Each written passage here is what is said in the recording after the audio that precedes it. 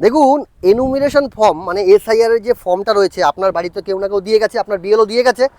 এর মধ্যেও আপনাদের কিন্তু অনেক কোয়ারিজ রয়েছে। সেটা হচ্ছে 2002 সালে আপনার নাম একরকম ছিল, এখন একটু চেঞ্জেস হয়েছে, তাহলে আপনি কোথায় কি ফিল আপ করবেন। এরকম বিবাহিত মহিলারা আপনারা কিভাবে এই ফর্মটা ফিল আপ করবেন, এরকমও কিন্তু আপনাদের কোয়ারিজ রয়েছে। তাহলে এই টুকটাক জিনিসগুলো আমি দেখিয়ে দিই কীভাবে ফিল আপ করবেন, চলুন দেখা যাক। দেখুন, এটা হচ্ছে এনুমিনেশন ফর্ম। এই ফর্মটা সবার উপরে এই জায়গাটায় নিজের ফটো সাটবেন, ঠিক আছে। এই যে উপরের ঘরটা রয়েছে, এই ঘরটাতে আপনারা 2025 সালে যে ডিটেলসটা আছে সেটা দেবেন। 2025 সালে যে ডিটেলস রয়েছে, ঠিক আছে, 2025 সালে আপনার নাম যেটা থাকবে সেটাই দেবেন। তাহলে নিজের জন্ম তারিখ দেবেন, আধার কার্ড নাম্বার দেবেন, মোবাইল নাম্বার দেবেন, আপনার বাবার নাম দেবেন। বাবার নাম ধরুন এখানে আপনার বাবার নাম 2002 সালের ভোটার লিস্টে একরকম ছিল, এখন নাম একটু চেঞ্জ হয়েছে, তাহলে যেই নামটা চেঞ্জ হয়েছে সেটা এখন বসাবেন, ঠিক আছে। আপনার বাবার ভোটার কার্ড নম্বরটা বসাবেন, যদি ভোটার কার্ড নম্বর থাকে তো, কারণ অনেকেরই থাকে না 2002 সালে ভোটার নাম্বার, তখন সেখানে লিখতে হবে না। মায়ের নাম লিখবেন, মায়ের ভোটার কার্ড নম্বর।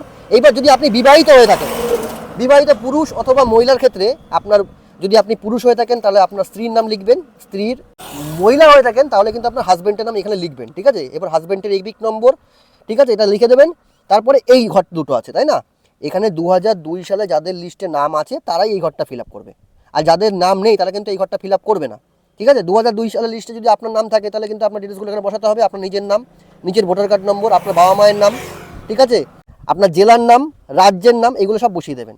এরপরে 2002 সালের লিস্টে যদি আপনার নাম না থাকে তাহলে কিন্তু আপনি এই ঘরটা ফিল আপ করবেন, ডান দিকের ঘরটা।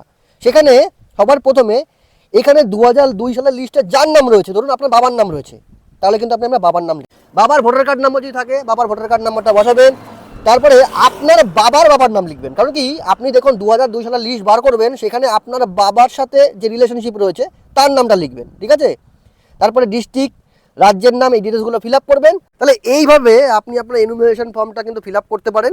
এরপরেও যদি আপনার কোনো কোয়ারিজ থাকে আপনি কমেন্ট সেকশনে আমাকে জিজ্ঞাসা করতে পারেন। ভিডিওটা কিন্তু অবশ্যই শেয়ার করবেন আর চ্যানেলটাকে ফলো করবেন।